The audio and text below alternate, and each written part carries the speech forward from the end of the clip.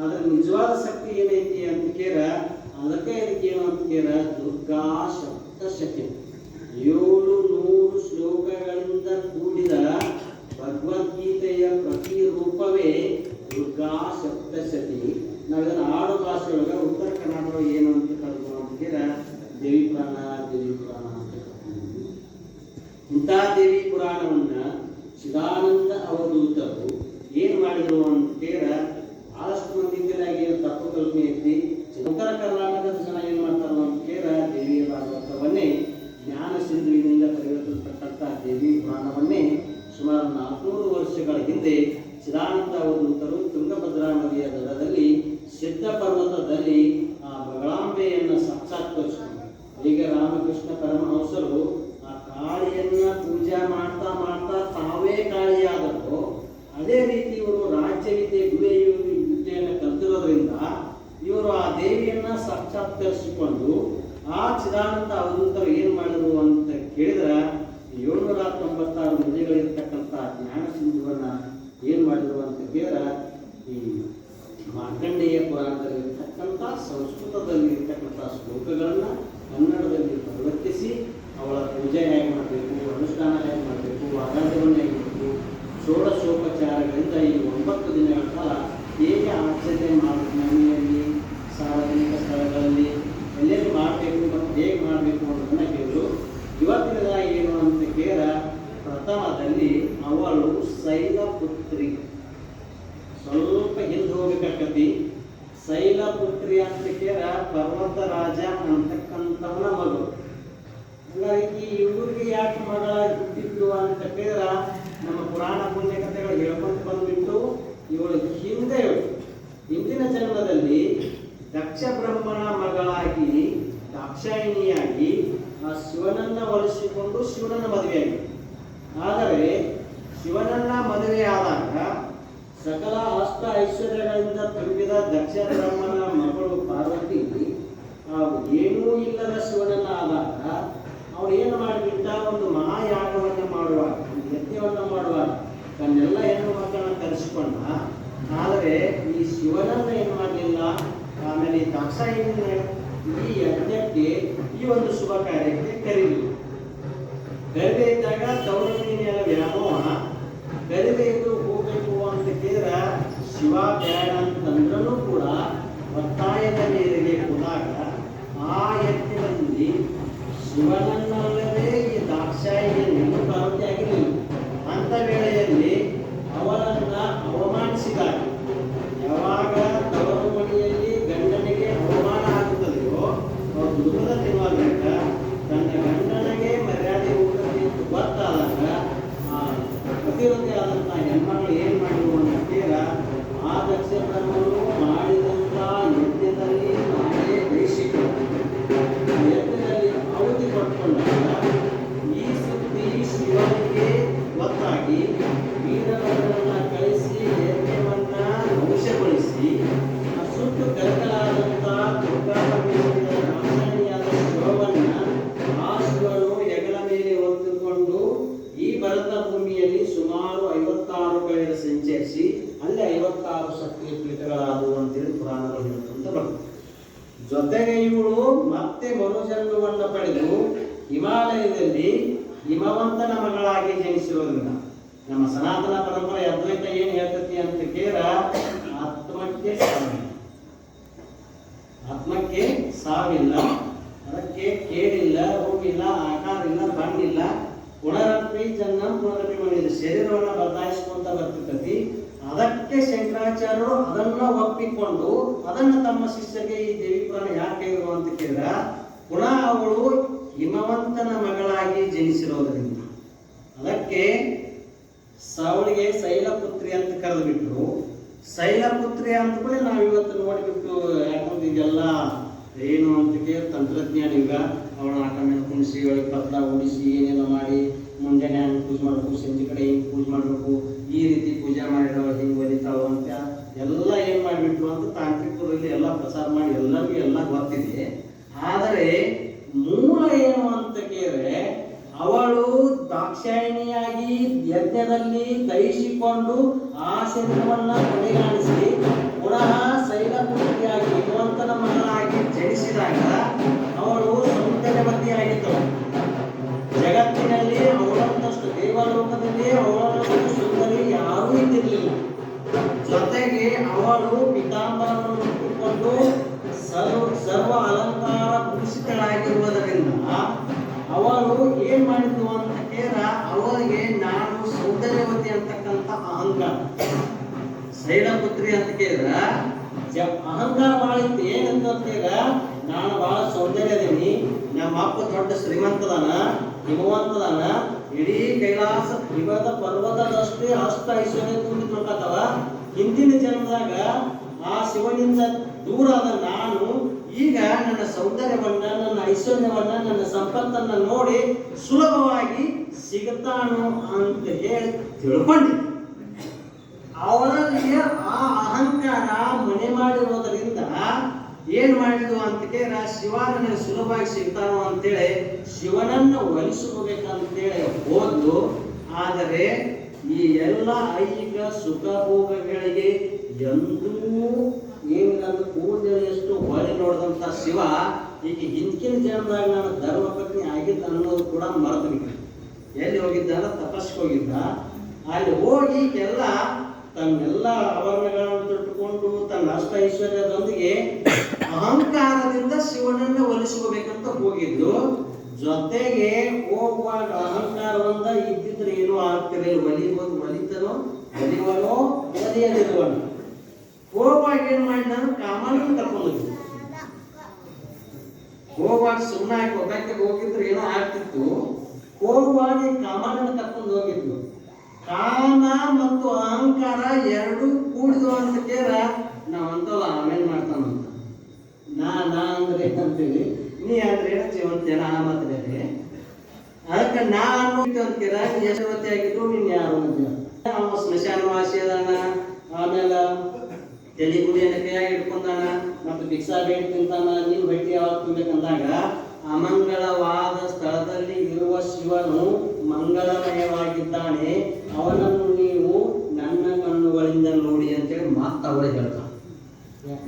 ನಾ ಹೆಂಗ್ ನೋಡತ್ತೇನೆ ಶಿವನ ಹಂಗ ನೋಡಿದರೆ ನಿಮಗೆ ಶಿವೇ ಕಂಡಾನೆ ಹೊರತು ನೀವು ಗಜ ಚರ್ಮಾಂಬರಿ ಅದಾನ, ಮುದುಕ ಎತ್ತಿನ ಮೇಲೆ ಕುಂತಾನು, ಭಿಕ್ಷಾ ಪಾತ್ರೆ ನೀಡ್ತಾನೆ, ಹಿಂಗ್ ನೋಡಕ್ ಹೋದದ.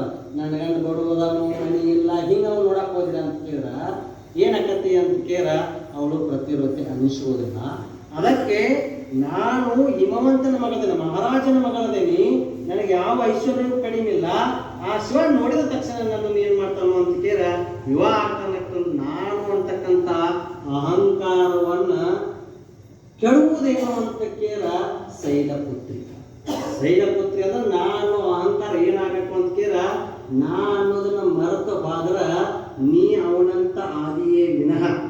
ಹೋಗುವಾಗ ಸುಮ್ಮನೆ ಹೋಗ್ಲಿಲ್ಲ, ಕಾಮನನ್ನ ಕರ್ಕೊಂಡು ಹೋಗಿದ್ದು.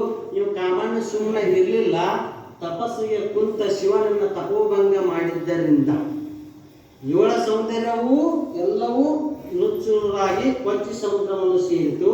ಶಿವ ಇವಳಿಗೆ ಒಲಿಲಿಲ್ಲ, ಮತ್ತೆ ಇವಳು ಶಿವಾದ ಸ್ಥಿತಿಗೆ ಬಂದಳು. ಆಮೇಲೆ ಏಕಿ ಪ್ಯಾಂಟ್ ಹಾಕಿದ್ದಕ್ಕೆ ಅವನು ಸುಟ್ಟು ಬೂದ್ಯ, ಕಾಮನ ಸುಟ್ಟು ಬೂದ್ಯದ. ಅದಕ್ಕೆ ಕಾಮನ ಸುಟ್ಟು ಹೇಮನ ಅರುವಿ ತ್ರಿಪುರ ಸಂಹಾರದ ಅರಿಯ ಬಲ್ಲಡೆ ಆ ಕೀಲವನ್ನ ಬಿಚ್ಚಿ ನೋಡಿದಾಗ ಕಾಮವನ್ನು ಸುಟ್ಟು ಹಣಿಗೆ ಭಸ್ಮವನ್ನ ಧರಿಸ್ಕೊಂಬಂದನು. ಆ ಕಾಮನ ನನಗೇನ್ ಮಾಡ್ತಾನೋ ಅಂತೇಳಿ ಅಕ್ಕ ಹೇಳಿದಳು. ಅದಕ್ಕೆ ಅಕ್ಕ ಅಕ್ಕ ಅಕ್ಕ ಯಾಕೆ ಬಂದು ಅಂತ ಕೇಳ ಕಾಮನನ್ನ ಸುಟ್ಟಿದ್ಲು. ನಾ ಅನ್ನುವಕ್ಕೆ ಅಕ್ಕೂ ಸೌಂದರ್ಯದ ರಾಶಿ ತುಂಬಿ ತುಳುಕ್ತಿತ್ತು. ಇದನ್ನು ನಾಯಿ ತಿಂದರೇನು ನಡೀತಿದ್ದಾರೆ ಏನಾರ ಗೊತ್ತಿದ್ದು. ನನಗೆ ಯಾರು ಅಂತ ಕೇಳ ಯಾರು ಬೇಕಾಗಿದ್ದಾರೋ ಅಂತ ಕೇಳ ಹರನೇ ನನಗೆ ಗಂಡನಾಗಬೇಕೆಂದು ಅನಂತ ಕಾಲ ತಪ್ಪಿಸಿದ್ದೆ.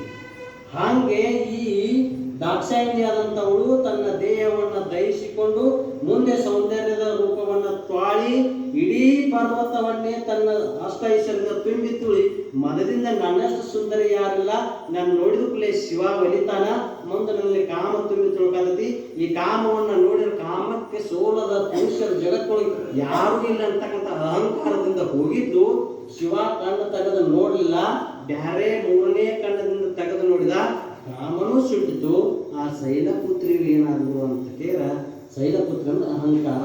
ಅಹಂಕಾರ ನಿರಸನ ಆದಮೇಲೆ ಏನು ಮಾಡಿದ್ವಿ, ಇನ್ನು ಮುಂದೆ ಈ ಅವತಾರದಲ್ಲಿ ಹೋದ್ರ, ಈ ಶೈಲಪುತ್ರಿ ಅವತಾರದಲ್ಲಿ ಹೋದ್ರ ಈ ಬೈರಾಗಿ ಈ ಶಿವ ನನಗೆ ಒಲಿದಿಲ್ಲ ಅಂತ ತಿಳ್ಕೊಂಡು ನಾನು ಇನ್ನು ಏನು ಮಾಡಬೇಕು ಅಂತ ಕೇಳ ಮುಂದೆ ಅಂದ್ರೆ ನಾಳೆ ಬ್ರಹ್ಮದಲ್ಲಿ ಚರಿಸಬೇಕು. ರಾಗಿಯಾಗಿ ಹೋಗಿದ್ದೀನಿ ನಾನು, ಅದಕ್ಕೆ ದಾಸರು ಹೇಳ್ಬಿಟ್ರು ರಾಗಿಯಾಗಿ ಭೋಗಿಯಾಗಿ ಭಾಗವನ್ನು ತೆಗೆದು ವಿರಾಗಿಯಾಗಿ ಹೋದ್ರ, ಬ್ರಹ್ಮಚಾರಿಣಿಯಾಗಿ ಹೋದ್ರ ನನಗೆ ಒಲಿದಾನು ಅಂತ ತಿಳ್ಕೊಂಡು ಈ ಶೈಲಪುತ್ರಿಯ ವೇಷವನ್ನು ಇವತ್ತು ಬದಲಾಯಿಸಿಕೊಂಡು ನಾಳೆ ದಿನ ಎದುರಾಗಿ ಪ್ರವೇಶ ಮಾಡಿ ಏನು ಮಾಡಿದ್ರು ಅಂತ ಕೇಳ ಈ ಕಾಲಘಟ್ಟವನ್ನು ಕಳೆದು ಅಹಂಕಾರವನ್ನು ನಾನು ಹೋಗ್ಬಿಟ್ಟು ಅಂತ ಕೇಳ ಉಳಿಯೋದ ನೀನು. ಅದಕ್ಕೆ ಈ ಅಹಂಕಾರ ಎಲ್ಲ ಹೋಗ್ಬಿಟ್ಟು ಅವಳ ಸೌಂದರ್ಯವನ್ನ ನಿರಾವರಣ ಸುಂದರಿಯಾದಳು. ಆಮೇಲೆ ಬಾಹ್ಯ ಸೌಂದರ್ಯವನ್ನು ಕಳೆದುಕೊಂಡು ಆಂತರಿಕ ಪ್ರಜ್ಞೆಯಲ್ಲಿ ನಾಳೆಯ ದಿನ ನಾನು ಬ್ರಹ್ಮಚರ್ಯದಲ್ಲಿ ಬ್ರಹ್ಮದಲ್ಲಿ ಚರಿಸಬೇಕು, ಬ್ರಹ್ಮಚಾರಿಣಿಯಾಗಬೇಕು ಅಂತ ತಿಳ್ಕೊಂಡು ಬ್ರಹ್ಮನಿಷ್ಠಳಾಗಿ ತಪಸ್ಸಿಗೆ ಯಾವಾಗ ಕುಂದಿರ್ತಾಳೋ ಮುಂದೆ ಏನಾಗ್ತತಿ ಅಂತ ಕೇಳ ಈ ಶೈಲಪುತ್ರಿ ಅಂತಕ್ಕಂಥ ಇವತ್ತಿನ ದಿನ ಈ ಅವತಾರ ಅವ್ರದ್ದು ಏನಾಗ್ತದೆ ಅಂತ ಕೇಳ ನಾನು ಅನ್ನೋದನ್ನು ಯಾರು ಕಳ್ಕೋತಾರೋ ಅವರು ಆ ಶಿವನಿಗೆ ಆ ದುರ್ಗೆ ತರ, ಆ ಪಾರ್ವತಿ ತರ, ಆ ಮಹಾಲಕ್ಷ್ಮಿ ತರ, ಆ ಸರಸ್ವತಿ ತರ, ಆ ಬ್ರಹ್ಮನಿಗೆ, ಆ ವಿಷ್ಣುವಿಗೆ, ಆ ಶಿವನಿಗೆ ಬೇಕಾಗ್ತಾರ. ಅಕಸ್ಮಾತ್ ಅವನ್ನೆಲ್ಲ ಇಟ್ಕೊಂಡ್ತು ಅಂದ್ರೆ ಮ್ಯಾಗಿನ್ಯಾಗ ನಾವು ಹೇಳ್ಕೊಂಡು ಬರ್ತೀವಿ, ನಾವೀಗ 35 ವರ್ಷ ಭಜನೆ ಮಾಡಕತ್ತೆ, ನಾವೀಗ 35 ವರ್ಷ ದೇವಿ ಪುರಾಣ ಮಾಡಕತ್ತೆ, ಹಿಂಗ ಮಾಡ್ಕೊಂತ ನಾನು ಅದಿತ್ತು ವಾಟೆ ತಗೋಣ ಇದ್ರಾಗ ಮುಂದಾಕಿ ಅನ್ನಕೈತೆ ಅಂದ್ರೆ ಮತ್ತೆ ಅದ್ರಾಗ ಮುಂದಕ್ಕೆ ಬೇರೆದ್ರಾಗ ಹೇಳಿದ್ದೀನಿ ನಾನು ಅದ್ರಾಗ ಮುಂದಕ್ಕಿ. ಅದಕ್ಕೆ ಅದನ್ನ ಯಾರು ಹಿಡಿದ್ಕೋತಾರೋ ಇವು ಮಜಲಗಳು, 9 ಮಜಲಗಳು, 9 ಹಂತಗಳು. ಹೆಂಗ ನಾವು ಅಯ್ಯಪ್ಪ ಹೋಗ್ಬೇಕಾದ್ರೆ 18 ಮೆಟ್ಲು ಅಯ್ಯಪ್ಪ ಅಂತ ಸೇರ್ತಲ್ಲ, ಹಂಗ ನೀನು ಆ ಶಿವನಿಗೆ ನಿನ್ನನ್ನು ನೀ ತಿಳ್ಕೊಂಡು ತನ್ನ ತಾನಾರೊಂದು ತಿಳಿದೊಡೆ ತನ್ನ ಬಿಟ್ಟು ಮುನ್ಯ ಅನ್ಯ ದೇವರುಗಳಿಲ್ಲ ಅನ್ಬೇಕಾಗಿತ್ತು ಅಂತೀರ. ನೀನೇ ದೇವರಾಗಬೇಕಾಗಿತ್ತು, ನಾ ದೇವನಲ್ಲದೆ ನೀ ದೇವನೇ ಅಂತ ಅನ್ಬೇಕಾಗಿತ್ತು ಅಂತ ಆ ಹಂತಕ್ಕೆ ಬಂದು ನಿಲ್ಬೇಕಾಗಿತ್ತು ಅಂತೀರ. ಈ ಶೈಲ, ಈ ಸೌಂದರ್ಯ, ಈ ನಾ ಅನ್ನುವಂಥ ಅಹಂಕಾರ ಜೊತೆಗೆ ನಿನ್ನಲ್ಲಿರುವ ಕಾಮ ಕ್ರೋಧಾದಿಗಳು ಅದು ಅಂತೀರ. ಮೊದಲನೇ ಸೋಪಾನ, ಮೊದಲನೇ ಮೆಟ್ಲು ಯಾವುದರ ನಾನು ಓತು ಅಂತೀರ. ಮುಂದಿನ ಮೆಟ್ಲ ಶಿವನಿಗೆ ನೀನು ಹತ್ತಿರಾಗಿ ಶಿವಕಥೆಗಳ ಕೇಳಿ ಕೇಳಿ ಕೇಳಿ ಸಂತೋಷಿಸಿ ಸಂತೋಷಿಸಿ ಶಿವನೇ ತಾನ ಅವನೇ ಆಗಬೇಕಾಗಿತ್ತು ಅಂತೀರ. ಈ ನಾನು ಅಹಂಕಾರ, ಈ ಶೈಲಪುತ್ರಿ ಅಂತಕ್ಕಂಥ ಇವತ್ತಿನ ಈ ಆರಾಧನೆ ಅವಳ ಮುಖೇನ ನಿನ್ನಲ್ಲಿರೋ ಅಹಂಕಾರ ಕಾಮಗಳು ಹೋದು ಅಂತೀರ. ಆ ಶೈಲಪುತ್ರಿಯ ಪೂಜಾರಾಧನೆಯ ಫಲ ನಮ್ಮ ನಿಮ್ಮೆಲ್ಲರಿಗೂ ಏನಾಗ್ತೈತಿ ಅಂತೀರ. ಚಿದಾನಂದದ ಅವಧೂತರ ರೂಪದಲ್ಲಿ, ಸದ್ಗುರುವಿನ ರೂಪದಲ್ಲಿ ನಮ್ಮೆಲ್ಲರ ಅಹಂಕಾರ ಮೋಹ ನಾಶ ಆಯಿತು ಅಂತ ಕೇಳ ಈ ದಿನದ ಪೂಜಾ ಫಲ, ಈ ದಿನದ ಶಾಸ್ತ್ರಾದಿ ಶ್ರವಣಾದಿಗಳ ಫಲ ಸದ್ಗುರುನಾಥ ಏನ್ ಮಾಡ್ತಾನ ಅಂತ ಕೇಳ ತನಗೆ ಬೇಕಂದ್ರೆ ನಮ್ಮ ಬಲರೇ ಬಬ್ಬರೇ ಅಂದ್ರು ನೀವು ನಮ್ಮ ಗಿರಾಕಿ ಅಂತ ಅವ್ನ ಕಡೆಯಿಂದ ಒಮ್ಮೆ ಎಣಿಸ್ಕೊಂಡು ಅಂದ. ನಾ ಅನ್ನೋ ಮೆಟ್ಲ ಕಳ್ಕೊಂಡು ಅಂದ್ರ ಒಂದೇ ಮಜಲ ನಾ ಅನ್ನೋದು ಕಾಮ ಅನ್ನೋದು ಹೋತು ಅಂತ ಕೇಳಿದ್ರ ಇದನ್ನ ಪಾರಾಯಣ ಮಾಡಿದ್ರೆ ಏನಾಗತ್ತಂತ ಅವರ ಹೇಳ್ತಾರೆ. ನೀವು ಮಾಡ್ಕೊಂತ ಹೋಗಿ ಅಂದ್ರ ಸಕಲ ಇಷ್ಟಾರ್ಥಗಳು ಇದೆ. ಬೆಂಕಿಯಲ್ಲಿರಲಿ, ಜಲದಲ್ಲಿರಲಿ, ಹಿಮದಲ್ಲಿರಲಿ, ಮೃತ್ಯುವಿನ ಬಾಯಾಗಿರಲಿ ಏನಾಕಿ ಅಂತ ಕೇಳ ಅದರಿಂದ ನಿನ್ನನ್ನ ರಕ್ಷಣೆ ಮಾಡುವ ಜವಾಬ್ದಾರಿ ನಾನು, ಅವಳೇ ಸ್ವತಃ. ಅದಕ್ಕೆ ಮತ್ತೆ ಇದನ್ನಷ್ಟು ನಾವು ಐಹಿಕ ಸುಖ ಭೋಗಗಳಿಗೆ ನಾವು ಅಣಿಯಾಗಿರೋದ್ರಿಂದ ನಮಗೆ ಇಲ್ಲದೇ ಇರೋ ಆಸೆಗಳನ್ನು ಹಸ್ತ ಏನು ಅಂತೀರ, ಮಕ್ಕಳಿಂದ ಮಕ್ಕಳಾಗ್ತಾವು, ಆಯುಷ್ಯ ವೃದ್ಧಿ ಆಗ್ತತಿ, ಸಕಲ ಸಂಪತ್ತೆಲ್ಲ ನಿನಗೆ ವೃದ್ಧಿ ಆಗ್ತತಿ. ಹಿಂಗೆಲ್ಲ ಯಾಕಂದ್ರೆ ಭೋಗದ ವಸ್ತುಗಳಲ್ಲಿ ನಾವು ಮೀಂತಿದ್ದರಿಂದ ನಿನಗೆ ಆಯುಷ್ಯ ಹೆಚ್ಚಾಕತಿ ಅಂದ ಕೂಡಲೇ ರೋಗಗಳ ನಿರೋಗ ಆಗ್ತಾವ ಅಂದ ಕೂಡಲೇ ನಾವೇನ್ ಮಾಡ್ತೀವಿ ಅಂದ್ಕೂಡಲೇ ಯಾರ್ಯಾವ ಸಮಸ್ಯೆ ಇರ್ತಾವ ಅವೆಲ್ಲ ಸಮಸ್ಯೆಗಳಿಲ್ಲ ಪರಿಹಾರ ಆಗ್ತತಿ, ಫಲ ಸಿಗ್ತದೆ ಅಂದ್ಕೂಡಲೇ ಏನಾಗ್ತೀವಿ ಅಂತೀರ. ಇದನ್ನ ನಿಮಿತ್ತ ಮಾಡ್ಕೊಂಡು ಈ ಕಡೆ ಬರಲಿ ಅಂತ ಕೇಳಿದ್ರೆ ಯಾವುದೇ ಗ್ರಂಥಗಳನ್ನಾಗಲಿ, ಯಾವುದೇ ಪುರಾಣಗಳಾಗಲಿ, ಯಾವುದೇ ಪೂಜಾ ಫಲಾದಿಗಳು ಮಾಡುವಾಗ ಮೊದಲು ಫಲ ಹೇಳ್ತಾರೆ. ಮಕ್ಕಳ ಕೂಡಲೇ ಕೂಡಿ ಬರ್ತಾನೆ, ನಿಮ್ಗೆ ಕ್ಯಾನ್ಸರ್ ಆಗ್ತಾವ, ಎಲ್ಲ ಹೋಗ್ತೈತಿ, 9 ದಿನ ಬರ್ತಾನೆ. ಅದಕ್ಕೆ ನೀ ಸತ್ತು ಚಿತ್ತ ಅಂತ ಪರಿಪೂರ್ಣ ಬ್ರಹ್ಮದಿ, ನೀನೇ ಬ್ರಹ್ಮದಿ, ನೀ ಏನಕ್ಕೆ ಅಂತ ಕೇಳಿ ಜನ್ಮ ಬಂದು ಕೇಳೋ ಕೂಡಲೇ ಒಬ್ಬ ಮರ ನಾಯಿ ಹಸೋದೈತಿ ಅದಕ್ಕೆ ಇಲ್ಲದೆ ಇದ್ದದ್ದು ಸಿಗ್ತತಿ ಅಂತ ಅಂದ್ರ ಲಾಭಕ್ಕ ಲೋಭ ಇದ್ದಿತ್ತು ಕೆಲಸ ಏನಂತೀರ ಎಣ್ಣೆ ಸಿಕ್ಕತ್ಲ ಆಗಿ ಓಡಿ ಹೋಗ್ತದೆ ಯಾಕಂತೀರ ಕಲ್ತಿನ ಚೀಲದ ಕೆಲಸ ಏನು ಅಂತ ಕೇಳ ಏನಾರ ಐತೆ ಅಂದ್ರೆ ಬರ್ತಾನ ಏನಾರ ಇಲ್ಲ ಅಂತ ಕೇಳ ನಾವು ಇಲ್ಲದನ್ನ ಹೇಳಕ್ಕಾಗ್ತು ಅಂತ ಕೇಳಬೋಲ್ಲ ಅದಕ್ಕೆ ಪ್ರತಿಮಾ ಪೂಜೆಯನ್ನು ಏನು ಮಾಡಿದ್ರು ಅಂತ ಕೇಳ ನಮ್ಮ ಸನಾತನ ಪರಂಪರೆಯಲ್ಲಿ ಮೊದಲು ಇದನ್ನ ಏನು ಮಾಡಿದ್ರು ಅಂತ ಕೇಳ ನೀ ಮೊದಲು ವಾಲ್ದಾನಪ್ಪ ಅನ್ನೋದಿಲ್ಲ ವಾಲ್ದಾನ ಶೈಲ ಪೂಜೆಯನ್ನು ನಾಳಿನ ಏನಕ್ಕೆ ಅಂತ ಕೇಳ ಈ ಕಡೆ ಬರಾಕತ್ತಿ ಒಳ ಪೂಜೆ ಅಂತ ಕೇಳಿದ್ರ ಒಂದು ಕೇಳಬೇಕು ನೋಡ್ಬೇಕು ಸಾಕೈತಂದ್ರ ಸತ್ಸಂಗ ಏನು ಮಾಡ್ತೈತಿ ಅಂತ ಕೇಳ ಸತ್ಸಂಗ ಸತ್ಸಂಗ ಏನು ಮಾಡ್ತೈತಿ ಅಂದ್ರೆ ನಿರ್ಮೂಲನೆ ಆಗ್ತೈತಿ ಮೋಹ ನಿರ್ಮೋಹ ಅದು ಅಂತ ಕೇಳ ಅವಾಗ ಬಂದಿದ್ದೇನೋ ಕೇಳಂಗಾಕತಿ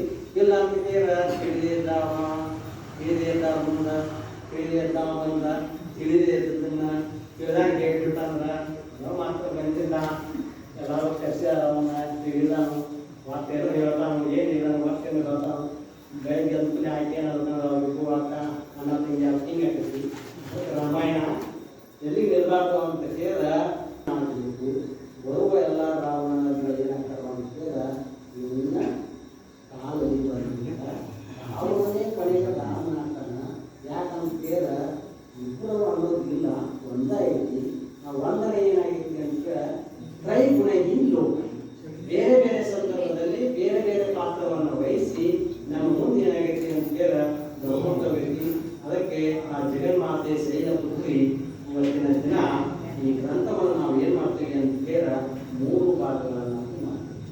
ಯಾಕೆ 3 ಭಾಗಗಳನ್ನಾಗಿ ಮಾಡ್ತೀವಿ ಅಂತ ಕೇಳ ಈಗಾಗಲೇ ಏನಂಗ ಹೊರಗಿನ ಲೌಕಿಕ ದೈನಂದಿನ ಉದಾಹರಣೆಗಳನ್ನ ನಿದರ್ಶನಗಳನ್ನ ಪುರಾಣಗಳನ್ನ ಪುಣ್ಯಕಥೆಗಳನ್ನ ಹೇಳಿ ನಿನ್ನನ್ನು ಒಳಮುಖವಾಗಿ ಮಾಡಬೇಕು. ಅದಕ್ಕ ಅಲ್ಲಿಗೆ ಹತ್ತಿರ ಕಾಯ್ದಕ್ಕ ನೀನು ಶರೀರ 3 ಭಾಗ ಐತಪ್ಪ ಅಂದ ಕೂಡಲೇ ಏನ್ ಹೇಳತ್ನೋ ಮಾರಾಯ ಹಿಂಗಾಕೈತಿ. ಅದಕ್ಕೆ ಅವನ್ನೆಲ್ಲ ಹೇಳ್ತಿತ್ತ ಮುಂಚೆ ಇದೊಂದು ದೊಡ್ಡ ಗ್ರಂಥ ಐತಿ, ಇದೊಂದು ಪಾರಾಯಣ ಮಾಡೋದು ನಿಮ್ಗೆ ಪುಣ್ಯ ಸಿಗ್ತೈತಿ, ಸಕಲ ಐಶ್ವರ್ಯಗಳು ಸಿಗ್ತಾವು, ಎಂದೆಂದು ಆದ್ರೂ ಕೆಲಸಕ್ಕೆಲ್ಲ ಆಗ್ತಾವಪ್ಪ, ಇಲ್ಲಿ ಬಾ ಇದನ್ನು ತಿಳ್ಕೋ ಅಂತೇಳಿ ಇಚ್ಛಾಶಕ್ತಿ, ಕ್ರಿಯಾಶಕ್ತಿ ಮತ್ತು ಜ್ಞಾನಶಕ್ತಿ ಅಂತೇಳಿ 3 ಭಾಗಗಳನ್ನಾಗಿ ಮಾಡಿದ್ದಾರೆ. ಯಾಕಂತೇಳ ಸತ್ವ ರಜ ತಮೋಗುಣಗಳು ನೀನು ಶರೀರವಾಗಿ ಏನದಾವ ಅಂತ 3 ಗುಣಗಳವ. ಅದಕ್ಕೆ ಗ್ರಂಥ ರೂಪದಲ್ಲಿ ಏನು ಮಾಡಿದ 3 ಭಾಗಗಳನ್ನು ಮಾಡಿದ. ಪ್ರಥಮ ಚರಿತ್ರೆ, ಮಧ್ಯಮ ಚರಿತ್ರೆ ಮತ್ತು ಉತ್ತಮ ಚರಿತ್ರೆ ಅಂತ. ಅದಕ್ಕೆ ನಾವೇನು ಮಾಡ್ಬೋದು ಅಂತ ಕೇಳ ಈ 9-10 ದಿನದಲ್ಲಿ ಯಾಕಂದ್ರೆ ನಾವು ಶಾಂತ ಕುರಿತು ನಮ್ಗೆ ಬಂದಿದೆ. ಅದಕ್ಕಾಗಿ ಆ 3 ಚರಿತ್ರೆಯಲ್ಲಾದಂಥ ಆ ಜಗನ್ಮಾತೆ ಮಹಾಲಕ್ಷ್ಮಿ, ಮಹಾಸರಸ್ವತಿ, ಪ್ರಜಾಪರಮೇಶ್ವರಿ ಆದಂಥ ಆ ಶಿವೆಯನ್ನ 3 ಭಾಗಗಳಾಗಿ ಪ್ರಥಮ ಚರಿತ್ರೆ, ಮಧ್ಯಮ ಚರಿತ್ರೆ ಮತ್ತು ಉತ್ತಮ ಚರಿತ್ರೆ ಅಂತ 3 ಭಾಗ ಮಾಡಿದಾರ.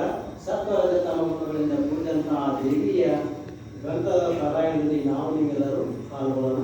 ಜಯ ಜೈ ಶಿವನ.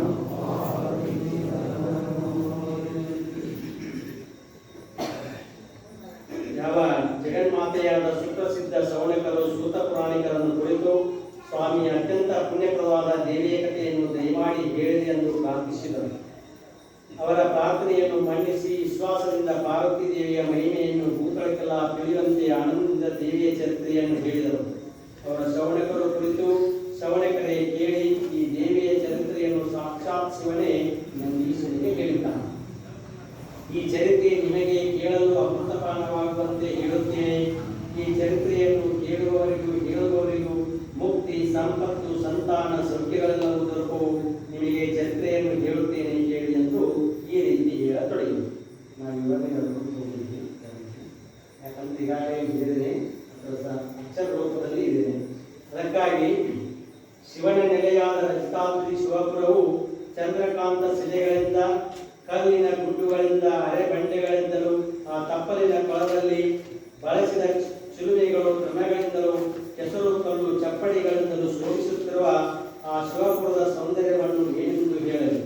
ಅಂದರೆ ಇಲ್ಲಿ ಶಿವನ ಒಡ್ಡೋಲಗವನ್ನ ವರ್ಣನೆ ಮಾಡುತ್ತಾ ಬಂದು ಏನ್ ಮಾಡ್ಯಾರ ಅಂತ ಕೇಳ, ನಿನ್ನ ಶರೀರದೊಳಗೆ ಏನೇನು ಐದು ಅನ್ನೋದನ್ನ ಮಾರ್ಮಿಕವಾಗಿ ಏನ್ ಮಾಡ್ಯಾರ ಅಂತ ಕೇಳಿದ್ರ ಹೊರಗಿನ ಶಿವನ ಕೈಲಾಸ ಪರ್ವತವನ್ನು ವರ್ಣನೆ ಮಾಡ್ಕೊಂತ ಬಂದು ಇಲ್ಲೆಲ್ಲ ನಿನ್ನೊಳಗೆ ಯಾರ ಕೈವಲ್ಯ ಪದ್ಧತಿಯನ್ನ ಕೇಳಿದಾರೋ ಓದಿದಾರೋ ಅದರ ಸಾರಾಂಶವೇ ಈ ಮೊದಲನೇ ಅಧ್ಯಾಯ. ಯಾರು ಶಿವಕಾರುಣ್ಯ ಸ್ಥಳ ಮತ್ತು ಜ್ಞಾನ ಪ್ರತಿಪಾದನೆ ಸ್ಥಳದ ಸಂಕ್ಷಿಪ್ತ ಸಾರವೇ ಇದು. ನಿನ್ನ ದೇಹದೊಳಗೆ ಏನೈತಿ, ನೀ ಎದಕ್ಕೆ ಬಂದು ಏನೇನೈತಿ ಅನ್ನೋದು ತಿಳಿದಲ್ಲ ಅದರ ಸಂಕ್ಷಿಪ್ತ ಸ್ವರೂಪವೇ ಈ ಮೊದಲನೇ ಅಧ್ಯಾಯ. ಅಂದ್ರೆ ಶಿವನ ಒಟ್ಟೊಳಗೆ ಎದರಿಂದ ಕುಳಿತು ಅಲ್ಲಿ ಕಾಡಾಣಿಗಳಿದ್ದು, ಹಾವಿತ್ತು, ಮೊಸಳಿತ್ತು, ಆಮೇಲೆ ಹೂವಿನ ತೋಪಿತ್ತು, ಸಾಧು ಪ್ರಾಣಿಗಳಿತ್ತು, ಕೆಟ್ಟ ಪ್ರಾಣಿಗಳು ಇತ್ತು ಅಂತ ಹೇಳ್ಕೊಂಡು ಹೋಗಿ ನೀನು ಸೇರಿದವರು ಏನಾಗ ಬ್ಯಾಡಾದದ್ದು ನಾವು ಬೇಕಾದದ್ದು ನಾವು ಎಲ್ಲ ತಿಳ್ಕೊಂಡು ಏನು ಮಾಡಿ ಅಂತೇರ ಯಾರೊಂದು ಚಂದ ಅಂತೀವಿ. ಒಳಗೆಲ್ಲ ಏನದಾವ ಅಂತೇರ ಕಲ್ಲು ಮಣ್ಣುಗಳಿಂದ ತಿಂದಿದ್ದು ಹೊರಗೆ ಹಂಗಿದ್ರು ಒಂದು ದುರ್ಮಾಂಸ, ರಕ್ತ, ಮಜ್ಜನ, ಮಾಂಸ, ರಕ್ತ, ರಕ್ತಸ ನಿನ್ನಲ್ಲಿ ಏನದಾವು ಅಂತೇಳಿ ಒಳಗ ಅದಕ್ಕೆ ಏನೇನದಾವು ಅಂತ ಕೇಳಿದ್ರ ಐರಾವತ, ವಿಚೈಸವ ಇವೆಲ್ಲ ಏನವು ವಜ್ರಾಯುಧ, ಆಮೇಲೆ ಮೃಗಗಳು, ಕಮಲವನಗಳು, ತುಂಬಿಗಳು, ಜಾತಕ ಪಕ್ಷಿಗಳು, ಸುಂದರವಾದ ಅಂಶಗಳು, ಸುಂದರವಾದ ಮನಸ್ಸು ಐತಿ, ಕೆಟ್ಟ ಮನಸ್ಸು ಐತಿ, ಕೆಟ್ಟ ಪ್ರಾಣಿಗಳು ಒಳಗ, ಆಮೇಲೆ ಸುರ ಪ್ರಾಣಿಗಳು ಯಾವಾಗ ಒಮ್ಮೆ ಇರ್ಬಿಟ್ಟ ನಮ್ಮ ಅಂತೀವಿ, ಆಮೇಲೆ ನಮ್ಮ ಕೈಗೆ ನಾವು ಬೇಕಾಗ ನಮ್ಮ ಎಂದು ಅವ್ರನ್ನ ನಾವು ಅಂತೀವಿ. ಇರೋದೊಂದೇ ಮನ ಅದು ನಮ್ಗೆ ಹೆಂಗೆ ಅನುಕೂಲ ಆಗತ್ತ, ನಮ್ಗೆ ಅನುಕೂಲ ಆಗಬೇಕು, ಎಲ್ಲರೂ ನಮ್ಮ ಸಂಚಾರ ಮಾಡ್ತೀವಿ. ಅವ ಏನಾಕವು ನಮ್ಮ ಬ್ಯಾಡಾಗಿದ್ದ ಅಂತ ಕೇಳ ಅವ ಏನಾಕವು ಹೊಳ್ಳಿ ಅವ ಕಾಡು ಪ್ರಾಣಿ ಅಂತ ಭಗವದ್ಗೀತೆಯಲ್ಲೂ ಮತ್ತೆ ಪ್ರಾರ್ಥನಾಸ್ತೋತ್ರದಲ್ಲಿ ಹೇಳ್ಬಿಟ್ರು. ಭೀಷ್ಮ, ದ್ರೋಣ, ತಟಾರ್ಜಯ ಅಂತ ಏನಂತೀರ, ಭೀಷ್ಮ, ದ್ರೋಣ ಅಂತಕ್ಕಂಥ ಸಂಸಾರ ಸಾಗರದಲ್ಲಿ ಅವ ಇಬ್ಬರು ಎರಡು ದಂಡಿಗಳು ನಡಕೆ ಅವರ ದುರ್ಯೋಧನ, ಕರ್ಣ, ಕಂಸ, ವಾದಿ ಇವೆಲ್ಲ ಮೊಸಳ, ಮೀನ, ಹಾವ, ತಿಂಗ್ಳ ಹಿಂಗ ಭೀಷ್ಮ, ದ್ರೋಣ, ತಟ, ಜಯ, ಧೃತರ, ನೀಲಾಂಜನ ಇವೆಲ್ಲ ಇದಾವ ಅಂತೀರ. ದೊಡ್ಡ ದೊಡ್ಡ ಮೀನ, ಮೊಸಳಿ, ಎಲ್ಲ ಎಲ್ಲಿ ಅಂತೀರ ನಿಮ್ಮ ಒಳಗ ಅವೆಲ್ಲ. ಅದಕ್ಕೆ ಸಾಲಾಗಿರುವ ಗೋಪುರ ಮನೆ ಅಂಗಡಿಯಿಂದಲೂ ಕುದುರೆ ಆಣೆಯರದ ಪಲ್ಲಕ್ಕಿಗಳಿಂದಲೂ ಶಿವನ ದರ್ಶನ ಮಾಡಿಕೊಂಡು ಹೋಗುವವರು ಏನಿದ್ರು ಅಂತ ಕೇಳಿದ ಅಲ್ಲೆಲ್ಲ ಮೃತ್ಯುರತ್ನಗಳ ಹರಡಿದಂತ ಶಿವನ ಒಟ್ಟೊಳಗ ಸಂಭ್ರಮದಿಂದ ತುಂಬಿ ತುಳುಕಾಡುತ್ತಿತ್ತು. ನವರತ್ನಗಳ ಕಾಂತಿಯಿಂದ ಕೂಡಿದ ಶಿವನ ಸಜ್ಜೆಯು ಕೋಟಿ ಸೂರ್ಯನ ಪ್ರಕಾಶದಿಂದ ಪ್ರಕಾಶಪೂರ್ಣವಾಗಿತ್ತು. ಹೆಣ್ಣಿಗೆ ಅಂತ ಕೇಳ ಕಾಣ್ತೀವಿ, ನಿನ್ನ ಆತ್ಮ ಪ್ರಭೆಗೆ ಆ ಸೂರ್ಯ ಮರೆಯ ಅಷ್ಟೊಂದು ಪ್ರಭಾವಶಾಲಿ ಅದಿ ನೀನು. ಆದ್ರ ಈ ಅಸಡ್ಲಗಳು ಈ ಕ್ರಮಗಳೆಲ್ಲ ಕೂಡಿ ಏನಾಗ್ಯಾವು ಅಂತ ಕೇಳ ನೀನು ಶಿವನ ಒಟ್ಟೋಲಗವನ್ನ ಸುಡುಗಾಡ ಮಾಡ್ತೀವಿ. ಶಿವ ಸುಡುಗಾಡದಾಗಂದ್ರೇನು, ಒಳ್ಳೆಯ ಪಾರಮಾರ್ಥದಲ್ಲಿ ಬದುಕಿ ಶಿವಸ್ವರೂಪಿಯಾಗಿರ್ಬೇಕಾದ ನೀನು ಈ ಭವಬಂಧನಕ್ಕೆ ಒಳಗಾಗಿ ಆ ಶಿವನ ಒಟ್ಟೋಲಗವನ್ನೇ ಸುಡುಗಾಡವನ್ನಾಗಿ ಮಾಡಿಕೊಂಡು ಏನಿಲ್ಲದಂತ ಪರಿಸ್ಥಿತಿ ತಾಂತ್ಯಾರಿಕೊಂಡನು ಅಂತ ಕೇಳ ನಿನ್ನಲ್ಲಿರುವ ದುರ್ಗುಣಗಳೇ ಆ ದುರ್ಗೆ ಬಂದ ಕೆಡುವ ಮಠ ಏನದಾವು ಅಂತ ಹಂಗವು. ಅದಕ್ಕೆ ಶಿವನ ವಟಕುಲದಲ್ಲಿ ಕುಳಿತಿದ್ದರು ಗರುಡ ಕಿನ್ನರ ಸಿದ್ಧರು, ಗುಯ್ಯರು, ಯಕ್ಷರು, ಗಂಧರು, ಕಿಂಪುರುಷರು, ವೀರಭದ್ರ, ವಿನಾಯಕ, ವೀರಸನ್ಮುಖನೇ ಮೊದಲು ಮಾಡಿಕೊಂಡು ನಾಟ್ಯದ ನಾಟಕವಾಡುತ್ತಿದ್ದ ಬಸವನ ಮಂದೂರಿಯನ್ನು ಭಾವಿಸುತ್ತ ನಾವು ಅನೇಕ ನಾಟಕಗಳನ್ನು ಜೀವನದೊಳಗೆ ಮಾಡ್ತೀವಿ. ಅದಕ್ಕಾಗಿ ಶ್ರುತಿ, ಸ್ಮೃತಿ, ಪುರಾಣಾದಿಗಳು ಶಿವನ ಮಹಿಮೆಯನ್ನು ಹೊಗಳುತ್ತಿರಲು ಶಿವನ ಸಾಮೀಪ್ಯವನ್ನು ಪಡೆದ ಪುಣ್ಯವಂತರು ಕೈ ಮುಗಿದು ತೇಜೋವಂತರಾಗಿ ಶೋಭಿಸುತ್ತಿದ್ದರು. ಆ ಸಭೆಯಲ್ಲಿ ಶಿವಸ್ವರೂಪವುಳ್ಳವರು, 5 ಮುಖವುಳ್ಳವರು, 10 ಭುಜವುಳ್ಳವರು, ಶೂಲ, ಡಮರುಗ, ಚಂದ್ರಹಾಸನಗಳಿಂದ ಕೂಡಿದವರು ಹಾಗೂ 2 ಚಿಹ್ನೆಗಳು ಮಾತ್ರವಲ್ಲದೆ ಎಲ್ಲವನ್ನು ವಶಪಡಿಸಿಕೊಂಡು ಹೀಗಿರುವ ನಿತ್ಯ ಮಂಗಳೆಯಾದ ಗೌರಿಯು ಶಿವನಿಗೆ ಆರತಿಯನ್ನು ಬೆಳಗಿ ಶಿವ ಶಿವ, ಜಯ ಜಯ ಪರಮೇಶ್ವರ, ಸತ್ಯನೇ, ಸನಾತನೇ, ವಿಶ್ವದ ಒಡೆಯನೇ, ಸಕಲ ಬ್ರಹ್ಮಣೇ ಜಯವಾಗಲೆಂದು ಆ ಶಿವನ ಒಟ್ಟೊಲಗದಲ್ಲಿ ಪಾರ್ವತಿಯನ್ನೇ ಮೊದಲು ಮಾಡಿಕೊಂಡು ಕೋಟಿ ದೇವತೆಗಳೆಲ್ಲರೂ ಆ ಶಿವನನ್ನು ಸ್ತುತಿಸುತ್ತಿದ್ದರು. ಶಿವನು ಅವನ್ನು ನೋಡಿ ಆನಂದದಿಂದ ಖುಷಿ ನಕ್ಕು, ಹೇ ನಂದೀಶ್ವರನೇ, ಏನು ನಿನ್ನ ಅಭಿಮತವೇನೆಂದು ನಂದೀಶ್ವರವನ್ನು ಬಂಧನ ಇನ್ನೆಲ್ಲ ಸಂತೋಷವನ್ನು ನೋಡಿ ತಿಳ್ಕೊಳ್ಳಕ್ಕಾಗಲಿಲ್ಲ. ಅವಾಗ ನಕ್ಕ ಶಿವ ಕೇಳಿದ, ಯಾಕೋ ನಂದೀಶ ಹುಸು ನದಿಯನ್ನು ನೈತ್ಯ ಕೂಡಲೇ ಇಷ್ಟೊಂದು ಶೋಭಾಯಮಾನಂತ, ಇಷ್ಟೊಂದು ವಿರಾಜಮಾನವಾದಂತ, ಇಷ್ಟೊಂದು ಗೋಳಾರಿಂದ ತುಂಬಿದಂತ ಈ ಶಿವನ ವಟ್ಟೋಲಗದಲ್ಲಿ ನಿನ್ನ ತೊಡೆಯ ಮೇಲೆ ವಿರಾಜಮಾನವಾಗಿರ್ತಕ್ಕಂಥ ಆ ಪಾರ್ವತಿಯ ದುರ್ಗೆಯ ಪರಮೇಶ್ವರಿಯ ಚರಿತ್ರೆಯನ್ನ ಮೂಲಕ್ಕೂ ತಿಳಿಬೇಕಾಗೈತಿ. ಅದನ್ನು ತಿಳಿಯುವಾಗ ನೀ ಏನ್ ಮಾಡುವ ಅಂತ ಹೇಳು ಅಂದಾಗ ಶಿವನು ಬಹಳ ಸಂತೋಷ ಪಟ್ಟ. ಯಾಕಂತೇಳ ನಿನ್ನ ನಿಜಗಳನ್ನು ತಿಳ್ಕೊಬೇಕಂತ ಬಯಸಿದ್ದಿಲ್ಲ, ಇದಕ್ಕಿಂತ ದೊಡ್ಡದು ಮತ್ತೊಂದಿಲ್ಲ, ಹೇಳ್ತಾನೆ ಕೇಳಿ ಅಂತೇಳಿ ಆ ಶಿವನೇ ಆ ಜಗನ್ಮಾತೆಯ ವಿರಾಟ ಸ್ವರೂಪವನ್ನ ನಂದೀಶ್ವರನ್ನೇ ಮೊದಲು ಮಾಡಿಕೊಂಡು ಅಂದಿನಿಂದ ಇಂದಿನವರೆಗೂ 60 ಕೋಟಿ ವರ್ಷಗಳಿಂದ 20 ಕೋಟಿ ವರ್ಷಗಳಿಂದ ಮಾನವ ಜನ್ಮ ಚಾಲಾಗೈತಿ. ಅದಕ್ಕಿಂತ ಪೂರ್ವದಲ್ಲಿ 60 ಕೋಟಿಯಿಂದ ಜ್ಯೋತಿ, ಅದಕ್ಕೆ ನಾವು ಮನೆಗೆ ಅಂತೀವಿ ಜ್ಯೋತಿ ಬೆಳಗುತ್ತಿದೆ ಹೆಂಗರಿ ಅಂತೀರ ಜ್ಯೋತಿಯ ಸ್ವರೂಪದಲ್ಲಿ ಆ ಜ್ಯೋತಿಯ ರೂಪದಲ್ಲಿ ನಾವು ಏನು ಮಾಡ್ತೀವಿ ಅಂತೀರ ಆ ಜಗನ್ಮಾತೆಯನ್ನ ದೀಪಾರಾಧನೆ ಯಾಕೆ ಮಾಡ್ತೀವಿ ಅಂತೀರ ಬೇರೆ ಬೇರೆ ಹಬ್ಬಗಳಲ್ಲಿ ಬೇರೆ ಬೇರೆ ಗಣೇಶ ಬಿಟ್ಟಾಗ ಗಣೇಶನನ್ನ, ಪಂಚಮಿ ಒಳಗ ನಾಗಪ್ಪನ, ಮಾತಿನ ಹಬ್ಬದೊಳಗ ಬೇರೆ ಬೇರೆ ಮಂತ್ರಗಳನ್ನ ಮಾಡಿ ಮುಖೇನ ಏನ್ ಮಾಡ್ತೀವಿ ಅಂತೇಳಿ ಯಾರು ತಿಳ್ಕೊಳ್ಳೋದು ಕೆಲಸ ಮಾಡ್ತೀವಿ. ಆದ್ರೆ ಈಗ ಏನ್ ಮಾಡ್ತೀವಿ ಅಂತೀರ ನಿರಾಟ ಅದೇನಿಯನ ಯಾವ ಮುಖಾನೂ ಇಲ್ಲ, ಯಾವ ಆಕಾರವೂ ಇಲ್ಲ, ಯಾವ ನಾಮ ರೂಪ ಯಾವುದು ಇಲ್ಲದ ಯಾವುದು ಅಂತೀರ ದೀಪ. ಅದಕ್ಕೆ ಆ ದೀಪಾರಾಧನೆ ಏನ್ ಮಾಡ್ತೀವಿ ಅಂತೀರ ನೀನು ಬ್ರಹ್ಮ ಸ್ವರೂಪದಿ ನಿನಗೆ ಯಾವ ಆಕಾರವೂ ಇಲ್ಲ, ಯಾವ ರೂಪನೂ ಇಲ್ಲ, ಯಾವ ನಾಮ ಯಾವ ಹೆಸರೂ ಇಲ್ಲ, ನಾಮ ರೂಪ ಇಲ್ಲದ ಯಾವುದು ಅಂತೀರ ಅದು ಒಂದೇ ಒಂದು ಜ್ಯೋತಿ.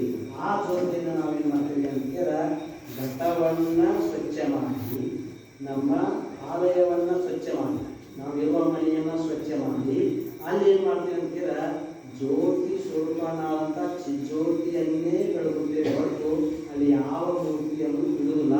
ಈಗ ಹೊಸ ಮೂರ್ತಿ ಪೂಜಾ ಮಾಡ್ಕೊಂಡು ಬಂದ್ರೆ ದೇವತೆಗಳನ್ನೆಲ್ಲ ಗಂಟೆ ಹೋಗೋದಿಲ್ಲ.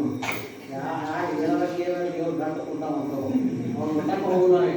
ಯಾಕಂದ್ರೆ ಅವರೆಲ್ಲ ತೀರ್ಪು ಅಂತ ಹೇಳ್ತಾನೆ ಆ ಬೆಳಕಿದ್ರೆ ಅವೆಲ್ಲ ಕಾಣ್ತಾವ. ಏನ್ ಹೇಳ್ತೇವಂದ್ರೆ ಅವನ್ನ ಸುಣ್ಣ ಹಾಕ್ಬೇಕು, ಸುಣ್ಣ ಹಾಕಿ ಏನ್ ಮಾಡ್ಬೇಕು ಮಾಡಿ ಒಟ್ಟ ಅವನ ಅಗರಾದಂಗ ಹೇಳಿದೆ. ಈಗ ನೀ ಏನಂದಿ ಅಂತ ಕೇಳ ನಿನ್ನ ಬೆಳಕಿನಾಗ ಅವೆಲ್ಲ ನಿನ್ನ ಬೆಳಕಿನಾಗ ನೀ ಪೂಜಾ ಮಾಡೋ ದೇವರಲ್ಲ. ಅದಕ್ಕ ನೀನು ಏನಂದಿ ಅಂತ ಕೇಳ ಆತ್ಮ ಸ್ವರೂಪಣೆ. ಆತ್ಮ ಇದ್ದವನಿಗೆ ಮಾತ್ರ ಏನಂತವಂದ್ರೆ ಇನ್ನೂರು ದೇವರೆಲ್ಲ ಕಾಣ್ತಾವ. ಅದಕ್ಕೆ ಆತ್ಮ ತೃಪ್ತನಿಗೆ ಮಾತ್ರ ನಿನ್ನ ಶಾಂತಿಗೆ ಚಂದ್ರ ಬೆದರಿದ, ನಿನ್ನ ಕಾಂತಿಗೆ ಮನ್ನ ತೋರಿದ, ನಿನ್ನ ಆತ್ಮ ಜ್ಞಾನ ಪ್ರಕಾರಕ್ಕೆ ಆ ಸೂರ್ಯ ಮರ್ಯ. ಯಾಕಂದ್ರೆ ಇಂಥವ್ರು ಕೋಟಿ ಸೂರ್ಯರಲ್ಲ, ಇವು ಒಪ್ಪ ಅಲ್ಲ. ಏನೋ ನೋಡ್ತೀವಿ ಒಪ್ಪ ಅಲ್ಲ, ಕೋಟಿ ಕೋಟಿಂದ ಪ್ರಮಾಣದ ಕೋಟಿಂದ ಸೂರ್ಯ ಆಗೆಲ್ಲ ಇದಾವ ಅಂತಿದ್ರೆ ನಿನ್ನ ಬೆಳಕಿನೊಳಗೆ ಅಪ್ಪ ಬೆಳಕಿನ ಆಟ ನಡೆದ, ನಿನ್ನ ಬೆಳಕಿನೊಳಗೆ ಅಪ್ಪರ ಆಟ ನಡೆದೈತಿ. ಅದಕ್ಕೆ ನೀ ಹಚ್ಚಿದ ಜ್ಯೋತಿ ಒಳಗೆ ಇದ್ದಾಗ ನೀ ಏನು ಪೂಜೆ ಮಾಡ್ಕೊಂಡ ಆ ದೇವರುಗಳೆಲ್ಲ ಅವ್ರಿಗೆ ಕಾಣ್ತಾರ ನೋಡು. ನೀ ನೀರು ಹಾಯ್ಸರ ಹಚ್ಕೋತಾವು, ಈಗ ಹಚ್ಕೋತಾವು ಅಂದ್ರೆ ಮಕ್ಕೊಂಡು ಅದಕ್ಕೆ ಅಪ್ಪ ಏನು ಆಟ ನಡೆಯುವುದು.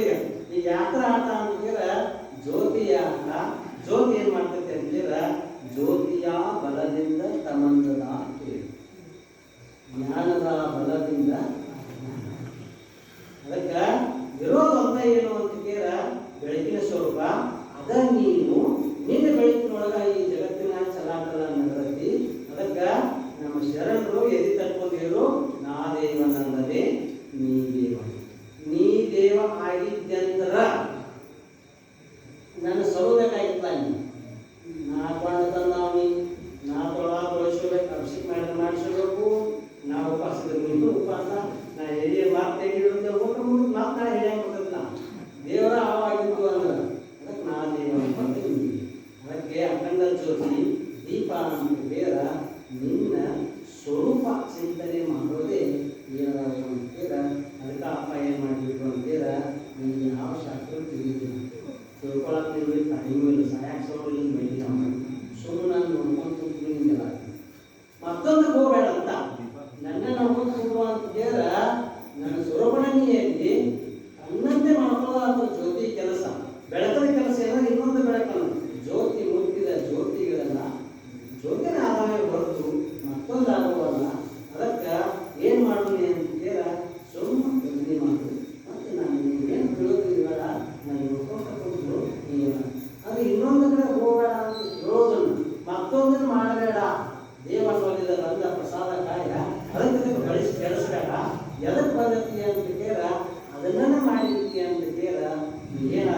ಅಂತೇಳ ಜ್ಯೋತಿನ ಆಗಿ ಹೊರತು ಮತ್ತೊಂದಾಗುವುದಿಲ್ಲ.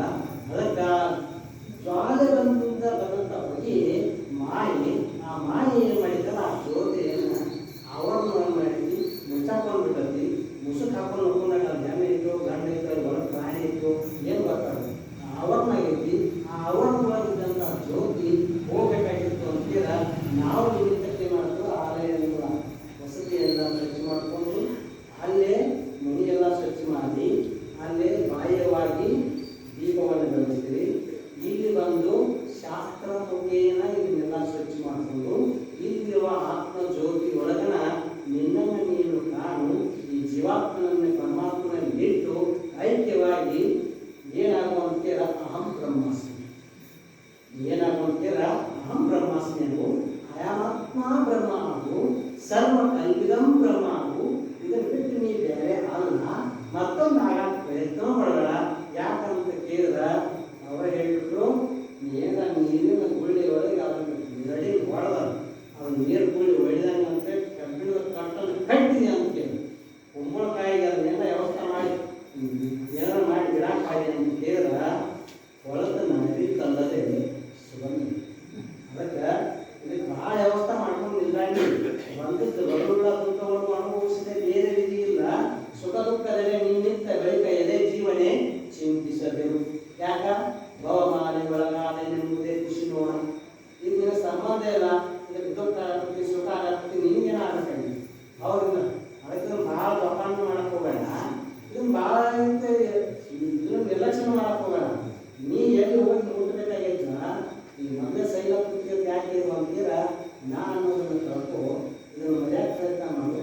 ಇದು ಮೊದಲೇ ಚೆನ್ನಾಗಿ ಭಾಳ ಮಂದಿ ಎಲ್ಲಾದಿರುತ್ತೆ ಸಂಚಾರ ಜಗತ್ತು ಬೇಕಿದ್ದಂಗೆ ಎಲ್ಲರೂ ಬರೋರ ಎಲ್ಲಿ ನೋಡೋರ ಇದನ್ನ ಎಲ್ಲರೂ ನಾನು ಬರುವ ಮನುಷ್ಯರು ಬರೋರ ಎಲ್ಲ ಆಗೋದ್ರ ಇದಿರೋ ಮಟ್ಟ ಎಲ್ಲರೂ ಬರೋ ಇರ್ತಾರೆ. ಇದಿಲ್ಲ ಅಂತ ಗೊತ್ತಾತಂದ್ರೆ ನೀವು ಹೊಳೆ ನೋಡ. ಅದಕ್ಕಿಂತ ಉತ್ಸಾಹ ನಾ ಅನ್ನೋದನ್ನ ಬಿಡು, ಕಾಮ ಅನ್ನೋದನ್ನ ತ್ಯಜಿಸು. ಅದೇ ಸೈಲ ಅಂತಿದೆ ಆರಾಧನೆ. ಅದನ್ನ ವಿಗ್ರಹ ರೂಪದಲ್ಲಿ ನಾವು ಏನು ಮಾಡ್ತೇವೆ ಅಂತ ಶ್ವೇತಾವರ ಕಲ್ಪಿಕೆಗಳನ್ನ ಮಂತ್ರ ರೂಪದಲ್ಲಿ ಹೋಮಗಳ ಮುಖಾಂತರ ಎರಡರ ರೂಪದೊಳಗೆ ನಾವು ಮೂರ್ತಿ ರೂಪದಲ್ಲಿ ಪೂಜೆ ಮಾಡಿ ಅದರ ಫಲವನ್ನು ಅನುಭವಿಸ್ತೇವೆ. ಅದಕ್ಕೆ ಬ್ರಹ್ಮ ವಿಷ್ಣು ಮಹೇಶ್ವರನು ನೀನು ನಿನ್ನಲ್ಲಿರ್ತಕ್ಕಂಥ ಸತ್ವ ಗುಣಗಳು ಎಲ್ಲ ಏನಾಗ್ಯಾವು ಅಂತೇಳ ಆ ದೇವಿಯನ್ನೇ ಕಾಣಲಿಕ್ಕೆ ಪ್ರಯತ್ನ ಮಾಡ್ತಾವ.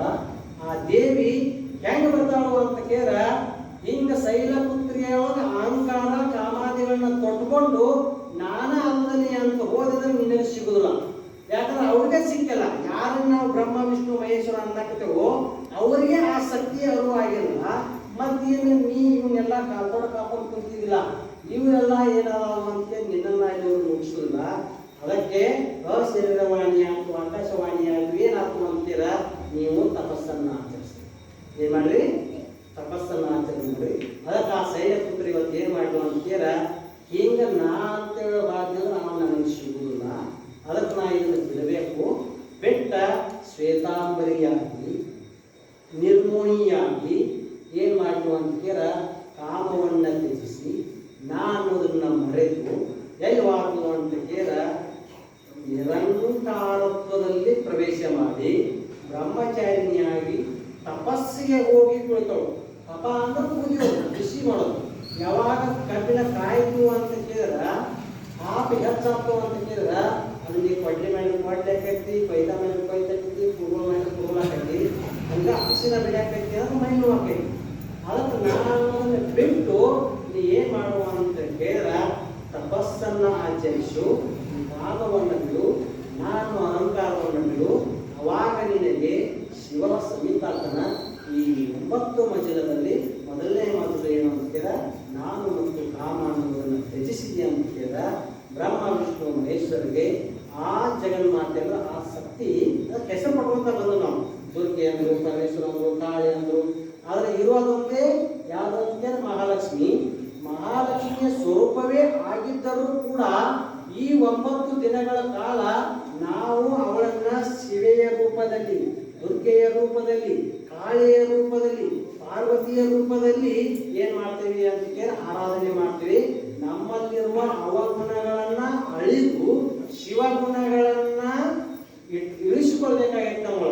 ನಿನ್ನೊಳಗೆ ನೀನು ತಿಳಿ ಅಂದಾಗ ಅದು ಇಳಿತೈತಿ, ಇಳಿತಿದ್ದವ ಉಳಿತೈತಿ, ಉಳಿತು ಅಂತ ಕೇಳಿದ್ರ ನೀ ಏನು ಮೊದಲು ಅದಿಲ್ಲ, ಜ್ಯೋತಿ ಸ್ವರೂಪದಿಲ್ಲ, ಅದ ನೀ ಆಗ್ತಿ ಅನ್ನೋದನ್ನ ಮೊದಲನೇ ಅಧ್ಯಾಯ ಈ ಶಿವನ ಒಡೋಲವನ್ನು ವರ್ಣಿಸುತ್ತಾ, ನಾನು ನನ್ನ ಒಂದು ಬಿಟ್ಟಿ ಅಂತೀರ ನೀನು ಶಿವ ಆಗ್ತಿ, ಶಿವ ಆಗುದಿಲ್ಲ.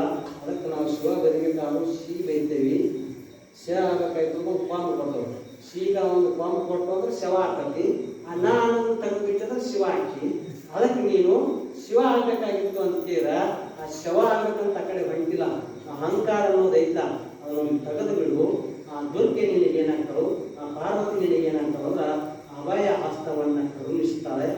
ಅಂತ ಯಾವ ಈ ಶಿವತತ್ವವನ್ನ ನಿನ್ನ ನಿಜವನ್ನೆದರೆ ತಿಳಿ ಬೇರೆನ್ನದಲ್ಲಿ ಮನುಜ ನನ್ನನ್ನು ನಾ ತಿಳ್ಕೊಳ್ಬೇಕಾಗಿತ್ತು ಅಂದ್ಕೇರ ಆ ಶೈಲ ಪುತ್ರಿಯ ಆರಾಧನೆ ಮಾಡಿ ಅವಳು ಇದನ್ನ ಅಲ್ಲ ಈ ಅವತಾರದೊಳಗೆ ಬಂದೇನಿ ಹಿಂಗೆ ವಾರ ಶಿವ ನನಗೆ ಬಲಿಲ್ಲ ಅಂತ ಆಕಿಗೆಲ್ಲ ಗೊತ್ತಾದಾಗ ಮತ್ತೆ ನಿನಗೆ ಯಾಕೆ ಗೊತ್ತಾಗಲಿಲ್ಲ? ಆಕಿಗೆ ಅವನು ಸಿಕ್ಕಿಲ್ಲ, ಪಾರ್ವತಿ ಶಿವನಿಗೆ ಸಿಕ್ಕಿಲ್ಲ, ಮುಕ್ಕೋಟಿ ದೇವತೆಗಳಿಗೆ ಸಿಕ್ಕಿಲ್ಲ. ಅಂದ್ರೆ ಅಂತಂತವ್ರಿಗೆ ಹಂಗಾಗೈತಿ ಅಂತ ಕೇಳ ನಾವು ಹಿಂಗಿದ್ದ ನಾವಿದ್ದೇ ಇಲ್ಲ. ನಾಮ ರೂಪಾತ್ಮಕದಿಂದ ಕೂಡಿದವರು, ಬದಲಾವಣೆ ಹೊಂದುವಂಥವರು ಶಿವ ಸ್ವರೂಪಿಗಳೇ ಆಗಬೇಕಾಗಿತ್ತು ಅಂತ ಕೇಳ ತೋತ್ರಿಯ ಬ್ರಹ್ಮನಿಷ್ಠ ಸಮರ್ಥ ಸದ್ಗುರುನಾಥನ ಮುಖವಾಣಿಯಿಂದ ಬರ್ತಕ್ಕಂಥ ಅಮೃತೋಪದೇಶವನ್ನು ಕೇಳಿ ಶಿವ ಸಾಹಿತ್ಯ ಪದವಿಯನ್ನು ಹೊಂದಬೇಕಾಗಿತ್ತು ಅಂತ ಕೇಳ ಆತನೇ ಕರುಣಿಸಿದಂಥ ಅಮೃತ ಸದೃಶವಾದಂತಹ ದೇವಿಯ ಪಾರಾಯಣವನ್ನು ಮಾಡುತ್ತಾ ಶಿವ ಸ್ವರೂಪಿಗಳಾಗಬೇಕಾಗಿತ್ತು ಅಂತ ಕೇಳ ಆ ಸದ್ಗುರುವಿನ ವಾಣಿಯನ್ನು ಆಲಿಸಿ ಆ ದೇವಿಯ ಆರಾಧನೆಯನ್ನು ಮಾಡ್ತಾ ಈ 9 ದಿನದಲ್ಲಿ ನಮ್ಮ ರಸ್ಯಗ್ರಂಥಗಳ ನಾಮಕ್ರೋಧಗಳನ್ನು ಕಳ್ಕೊಂಡು ನಾವೇನು ಮಾಡೋದು ಅಂತ ಕೇಳ ಮುಕ್ತಿಯ ಪದದ ಸಾಗೋನು. ಅಂತ ಯಾವ ಸದ್ಬುದ್ಧಿ ಸದ್ವಿವೇಕಾದಿಗಳನ್ನ ಆರಾಧ್ಯ ಸದ್ಗುರುನಾಥನ ಮುಂದೆ ಕೊಟ್ಟು ಕಾಪಾಡಿ ಅಂತಕ್ಕಂಥ 2 ಪುಷ್ಪಗಳನ್ನ ಆರಾಧ್ಯ ಸದ್ಗುರುನಾಥನ ಎಲ್ಲರಿಗೆ ಅರ್ಪಿಸಿ ಮುಗಿಸ್ತಾ ಇದ್ದೇನೆ. ಲೋಕ ಸಂಸ್ಥಾ ಸನ್ಮಾನವಾಗಿದೆ. ಜೈ ಜೈ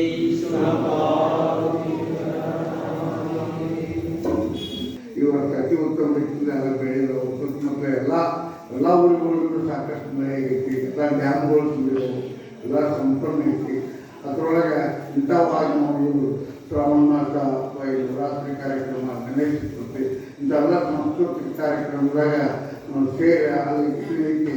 ಅದನ್ನು ನಮ್ಮ ದಿನನಿತ್ಯ ಜೀವನದೊಳಗೆ ನಾವೆಲ್ಲ ಭಾಗ್ಯ ಅಂದ್ರೆ ನಮಗೆಲ್ಲ ಗ್ರಾಮದೇವತೆ ಪರಮೇಶ್ವರ ಆ ಭಗವಂತ ಎಲ್ಲರಿಗೂ ಒಳ್ಳೆಯದು ಮಾಡ್ತಾರಂತ ಹೇಳ್ತಾ ಇವತ್ತಿನ ದಿವಸ ನಮ್ಮ ಅದೃಶ್ಯಾನಂದ ಭಜನಾ ಮಂಡಳಿ ಗಳಿಗೆರೂರಿಯವರು ತಮ್ಮ ಭಜನಾ ಸೇವೆ ಅವರು ತಾವು ಒಪ್ಪಿಕೊಂಡಿರುತ್ತಾರೆ. ಈಗಾಗಲೇ ನಾನು ಮೊದಲು ಹೇಳಿದಂಗೆ ನಾಳೆ ಇವತ್ತು ಭಾಳ ತಡವಾಯಿತು, ಮತ್ತೆ ದಿವಸ ನಾಳಿಂದ 2 ಹೋಗ್ಬೇಕೈತಿ. ಇವತ್ತು ವೇಳಾಂತಕ್ಕೆ ಒಂದೇ ಓದಕ್ಕೆ ಹೇಳಿದ್ದೀನಿ.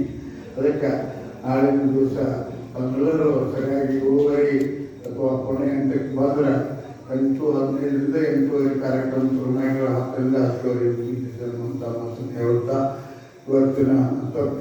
ಇವತ್ತಿನ ಈ ನಮ್ಮ ಭಜನಾ ಸೇವೆ ಹಾಗೂ ಪ್ರಸಾದ ಸೇವೆಯನ್ನು ಮಾಡಿದಂಥ ಅದೃಶ್ಯಾನಂದ ಭಜನಾ ಮಂಡಳಿ ಗಳಿಗೆರೂರಿಯವರಿಗೆ ನಮ್ಮ ಪರಮೇಶ್ವರ ಹಾಗೂ ಗ್ರಾಮದೇವತೆ ಸುಧಾರನಾಥ ವತಿಯಿಂದ ಮತ್ತೊಮ್ಮೆ ಅವರಿಗೆ ಭಗವಂತ ಪರಮೇಶ್ವರ ಗ್ರಾಮದೇವತೆ ಇದೇ ರೀತಿ ಅವರಿಗೆ ದಾನ ಧರ್ಮ ಇಂಥ ಕಾರ್ಯಕ್ರಮಗಳಲ್ಲಿ ಪಾಲ್ಗೊಳ್ಳುತ್ತಾ ಆಶಿಸುತ್ತಾ ಇವತ್ತಿನ ಈ ಮಂಗಲದೊಂದಿಗೆ ಈ ಕಾರ್ಯಕ್ರಮ ಮುಕ್ತಾಯವಾಗುತ್ತದೆ. ಈ ಕಾರ್ಯಕ್ರಮ ಮುಗಿದ ನಂತರ ಎಲ್ಲರಿಗೂ ಅಲ್ಲಿ ಕೆಳಗಿನ ಹಾಲಿನಲ್ಲಿ ಎಲ್ಲರಿಗೂ ಪ್ರಸಾದ ವ್ಯವಸ್ಥೆ ಪಡೆದೆವು. ತಾವೆಲ್ಲರೂ ಪ್ರಸಾದವನ್ನು ತೆಗೆದುಕೊಂಡು